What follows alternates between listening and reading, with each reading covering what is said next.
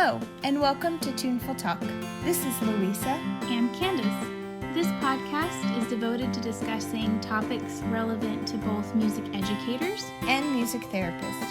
For more resources and podcasts, please visit our website, tunefultalk.weebly.com. Hope you enjoy. So this is our second episode of our series discussing music from cultures around the world. In our last episode, we discussed the difference between cultural appropriation and cultural appreciation. So, Louisa, can you give us a little recap? Yeah, we did. So, cultural appropriation is taking or using something from another culture in a way that is harmful or demeaning to that culture. And cultural appreciation is seeking to understand and learn about another culture with the goal of broadening one's personal perspective and connecting with others. And in fact, I came across this really good article recently. It's through NAFME, which is the National Association for Music Education. And I believe that you have to be a member to access this article, but you can see at the bottom of our website how to become a member. Their journal is called Music Educators Journal. This is from the March 2020 issue, and it's by Karen Howard. It's called Equity in Music Education. Her goal for this, I'll read a little bit of the abstract, is to avoid cultural appropriation. Music educators need to take the time to explore the source culture and approach the traditions of others in a respectful manner, so the people and music studied are neither demeaned nor exploited. And I just thought it was a really good article and would highly recommend it, and we've included a link to it in our information for this podcast. Yeah, that sounds like a great article to learn about the difference between appropriation and appreciation of cultures. So we want to be mindful and careful not to make assumptions about a person's musical preference, because even if they are from a certain cultural heritage, it doesn't mean they listen to the music of that culture. It may depend on their level of acculturation. Whoa, now hang on a minute. I don't think we've talked about acculturation in this podcast series. Well, let's catch you up. So the term acculturation refers to adopting some of the majority culture, but maintains identifying cultural markers such as language, food, holidays, and so on. Hi, neat. But if we're talking about acculturation, we also need to mention assimilation, because you often come across these terms at the same time. Sometimes they're even used interchangeably, but they actually mean very different things. Very true. So assimilation is when cultural markers are no longer visible to the point of identifying the group. And one analogy I came across describing assimilation that I liked is it's like adding salt into a meal. So when you add salt, it disappears, it becomes part of the food, and you can't see it, but it also changes the meal. So it doesn't completely disappear. We still taste the salt, but it's no longer identifiable and visible for assimilation. So now let's get into the main topic of this episode. In this episode, we're talking about Hispanic, Latino, or Latinx culture. We chose this culture to be the first one we discussed in this series because we're from Texas, and this culture is very prominent where we are. Mm-hmm. And we recognize that people may identify with a different term depending on their background growing up, the area they grew up, or how they view themselves. So for the purpose of this episode, we're going to be using the term Latinx. And we decided on this term because it's a gender-neutral term, and it applies generally to anyone from Latin American origin or ancestry.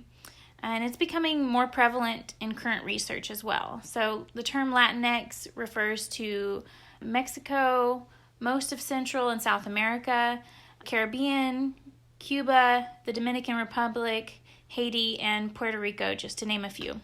Mm-hmm. So if the topic does come up with someone, I think it's important to keep in mind that they may prefer a different term. As our professor always says, we always need to assess, never assume.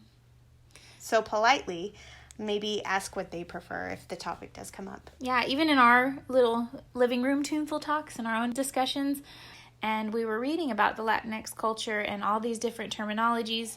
And so through our discussion, I started thinking about, well, Louisa, what do you identify as? Mm-hmm. And I actually grew up identifying with the term Hispanic because of where I grew up and my family heritage. In the previous episode, I mentioned how my family has been here for a few generations, but my family line is a mix from different areas. According to my dad's DNA test on his side, I have some European Spanish as well as Native American from what is now the South Texas, Mexico area. And like I said before, I don't know Spanish, but I grew up with my grandparents speaking mostly Spanish. I actually have some songs ready to show y'all today, so I'm really excited. Yeah, I'm excited to hear them. Yeah, but fair warning, the translation is a little random. I like randomness. All right, so the first one I looked for on the internet, and I have not been able to really find anything. So if one of you possibly recognizes it, like send a message, let me know. I would like to hear it, especially if there's more. I have a recording of my aunt singing a couple of these songs, and she says there's only really 2 lines. So I'm going to show it, and it's tortas y tortas. And my grandma would usually sing it to like babies, and we would clap our hands and move them side to side. Because what are tortas? Like tortillas. Ah. That's what my aunt referred to them as. So we sing, tortas y tortas para mamá, las calentitas para papá. And then that's all. You just kind of clap the little beat to it as you sing it.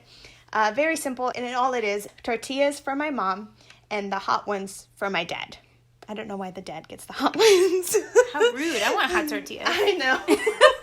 My aunt said the exact same thing when she told me this story. I was like, well, then change it. So that's the first one. And that was tortas y tortas. And I'll have a handout on our website as well, so you can print it out and see the lyrics. The other one is pon, pon, pon. And that is put, put, put. And it sounds like this. It's not a song. It's kind of like a little chant. Pon, pon, pon, la manita en jabón. Dame un nicle para lavar tu calzón. And what it is, this is the random one. Put, put, put the hand in soap. Give me a nickel so I can wash your underwear. I love that. Again, I have a handout that has the translation. And I can see kids loving that, because if you mention, I think of like Captain Underwear and things that are popular. My nephew would crack up. Oh my gosh. Yes. So yes, it's a fun one to introduce. I actually found this one on the internet, but people had varying ideas of the verses and what it should be. On the website I'm providing, it's actually, she references it to be from Puerto Rico. So I think different languages might have different ideas of the song too, which is pretty neat. Yeah, different variations. Mm-hmm. The next one is Duérmete mi niño, and it sounds like this. Duérmete mi niño, duérmete mi amor, duérmete pedazo de mi corazón. Esta niña linda que nació de día quiere que la lleven a la dulce día. And of course there's more verses, but I left a YouTube link which I got this one from. My aunt did not sing this one, but she did know this one and she told me the title, so I was able to find this one. Because, there's different versions. Mm-hmm. So I asked her which version is the closest to the one that my grandmother sang to us, and she said it was this one. Mm. The last one is El Patito, which is the little duck. It sounds like this. Patito, patito, color de café, si ya no me quieres, dímelo por qué.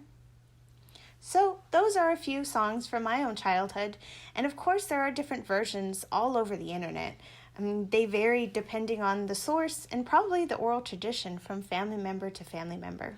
I think that's great that you're continuing this oral tradition. You're passing along these versions to our listeners.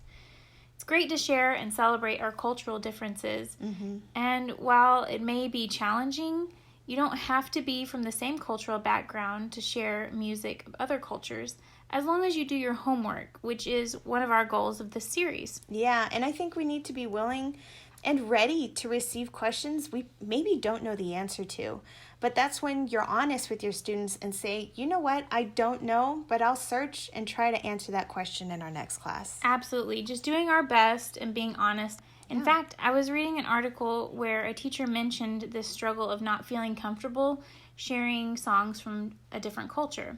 You'll find the link to this article on our website. It's by Kelly McHale, and it's a study examining how our curricular decisions can influence the musical identity of students from immigrant families.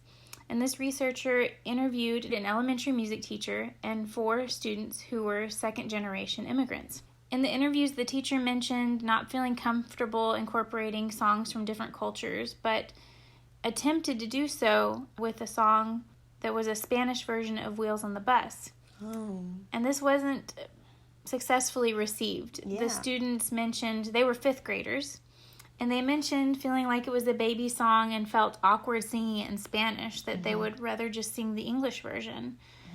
So this is where I think we need to distinguish between teaching a song in Spanish and teaching a song from a Spanish-speaking culture. It can also start a great discussion in our classroom as well. I mentioned in the previous episode that I think it's important to share a song in its original language and to exercise caution when using a translation. And that's partly from my experience teaching the song El Kookie from Puerto Rico.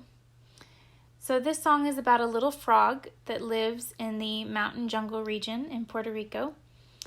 And the sound it makes sounds just like its name. Kookie, Kookie. It's not like a ribbit. Yeah, exactly. That's cool. So the song goes like this. El Kookie a mí me encanta. Es tan lindo el cantar del Kookie. Por las noches salir a acostarme. Me adormece cantando así. Kookie, Kookie, Kookie, kiriki. Kookie, Kookie, Kookie, kiriki. So I taught this song to my 3rd graders, and when they were learning it, I also taught a translated version that keeps the term Kookie, so it doesn't translate the name of the frog. And the translation I taught them goes, the Kookie, so enchanting. The Kookie sings a beautiful song. Through the hours when I'm sleeping and dreaming, the Kookie sings to me all night long. And my students were mostly not Spanish speakers, but this prompted a discussion of which version do you think fits the music the best? And I was really intrigued and excited by the discussion and how my students were like, no, it sounds better in the original language. It just fits the music more. It was just really great discussion for the class. And I like the idea of keeping the Kookie because they know it means frog by now. It's the other words that more need the translating. Absolutely.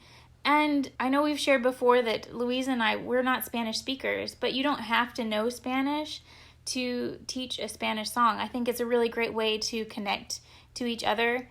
In fact, I had the privilege of visiting Puerto Rico, and when I was in the market area, I just kind of got into a discussion with one of the locals there, and even though we didn't speak the same language, I started singing this song, and she immediately knew the song and started singing it with me. It was just a really great connection. Luisa and I are actually starting to learn a little bit of Spanish ourselves using the Duolingo app. You can even use music as a way of learning more Spanish terms. So there's another song you might have come across called Mi Cuerpo. My body. Yeah, and it gives different body terms and body percussion as part of the song. It goes like this. Mi cuerpo hace música. Mi cuerpo hace música. Mis manos hace, mis pies hace. Mi boca hace la la la. Mi cuerpo hace cha cha cha. It's too cute. So for your little guys, you can do a little dance while you teach that, and then they're learning some terms for their body in Spanish. So sometimes picking a song outside of our own culture can be daunting, but I think it all comes down to getting to know our students, or in your case, Luisa, your client. As teachers, you may take into consideration if your students know Spanish, so you might choose a song from more of their culture, Or do you want to teach them Spanish? Then I think Mi Cuerpo would be a great song to introduce some simple Spanish terms. In music therapy, we may consider our clients' need to work on communication, or you may consider trying to build a relationship. In fact, it kind of brings us back to the article I mentioned earlier. There's this part that I think summarizes this goal of connecting to our students, and it says, if as teachers we learn to listen to the words, observe the actions, and seek the example our students bring to the music classroom, we will become better able to expand our repertoire and curriculum and better serve the student instead of the tradition with which we closely identify. We must be students of our students. We must become teachers who learn. That actually sounds very similar to a portion of the Music Therapy Code of Ethics. I read an article by Emily Mahoney called Multicultural Music Therapy, an Exploration, and she explains that we are formed by our environments. So in order to understand each other, we must also understand the environments and the circumstances that help to illustrate us. Absolutely. So anytime we're thinking about different cultures, I like this image I've seen before of thinking about culture as an iceberg, because when you see an iceberg, you see this piece of ice sticking out of the water, but the part below the ice is just so much more. So what we see in a person's culture might be things like what they wear, the food they eat, the celebrations, the language that is spoken, but there's so much more to a culture that we need to go in depth and try to understand, be they the values or perceptions, the belief systems, just to name a few. Mm-hmm.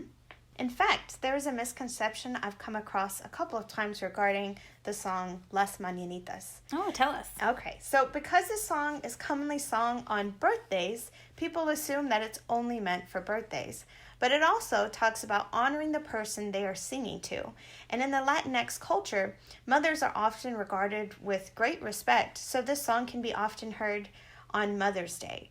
I know my last program in the school year was in May, and we sang Las Mañanitas. So, and I gotta say, there was not a dry eye in the house. But it was also kindergarten, and their program was a graduation theme. Oh, so cute. That's my favorite. So I just added Las Mañanitas because it was May, and I told the mothers it's, for Mother's Day, and the kids were aware of that. So it was just a little treat for all the moms out there. Oh, so cute. And in case you don't know it, I'm just going to sing a little bit of Las Mañanitas, and it sounds like this. Estas son las mañanitas que canta el rey David. Hoy por ser día de tu santo, te las cantamos a ti. Despierta, mi bien, despierta, mira que ya amaneció. Y a los pajaritos cantan, la luna ya se metió. And then there is a second half that sometimes people leave out because it does kind of pick up pace a little bit. I encourage you to sing it because I really like the ending and what it translates to, but that's up to you and your choices. And I know you were telling me a story about this song just kind of being sung by one of your classes one day. Yes. Started. Thank you for reminding me. I did have, so as I said before, I taught at a school where I had a large community of bilingual students. And I had some classes that were just my bilingual students. And there was a few times in that class where I had students who had birthdays. And I said, all right, let's sing Happy Birthday. And by themselves, they started singing Las Mañanitas. And when that happened, I was like, I need to learn the song. So just in case that's what they feel more comfortable with than just the Happy Birthday song. I love that it was your students who kind of inspired you to learn this song. It really shows that you were a student of your students. And I don't know, for me personally, it was always great, those moments of getting student input on things or just learning with each other even. For example, there's a Mexican folk chant that I did with my students called Bate Bate Chocolate. You were mentioning how there's random translations, and so this kind of follows along those lines too.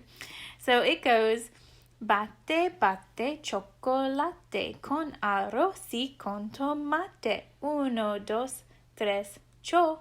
1, 2, 3, co. 1, 2, 3, la. 1, 2, 3, te.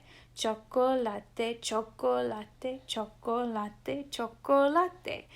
And so in the chant, you're saying chocolate, like you're stirring the chocolate, and we would stir.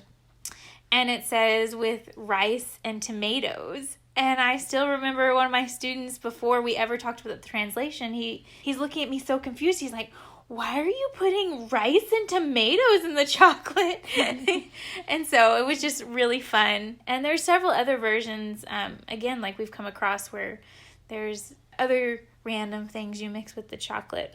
But it was really fun to do with my students. Yeah, I think this is a great song because it works on that gross motor movement. You can work on the stirring. Yeah. And I had buckets in my classroom. That's randomly. I had bucket seats. So I gave the students a bucket, and they practiced stirring a stick inside the giant bucket. Oh, cool. And then you can cross the midline and all that. Yeah. Great. So, and then they passed the bucket around the circle, and that's what they did for that activity. Fun. All right, so we're going to share one more song with you before we sign off from this podcast. And you may have heard this song before. I know, even though I didn't know the translation of this song, I heard it quite a bit growing up. This song is often recognized by the familiar chorus, and it's called Cielito Lindo, and it is from Mexico. It sounds like this. Ay, ay, ay, ay, canta y no llores, porque cantando se alegran, cielito lindo, los corazones. So this is a great song to share with your students or your clients if they're from Mexico, perhaps, because it's kind of describing that area and the beautiful scenery. Yeah. So you can find more about all these songs and articles through the link shared on our website. And we hope you can use all these songs in your classroom or with clients, and definitely let us know how it goes. Yes. And then join us again for our next episode. We will be discussing music from the African continent, and we'll have a surprise guest speaker. Thanks for listening to Tuneful Talk. Y'all have a great day. Resources gathered for this podcast can be found on our website. If you have any questions about what we discussed or a topic request for a future podcast, please send us a message through our website, tunefultalk.weebly.com.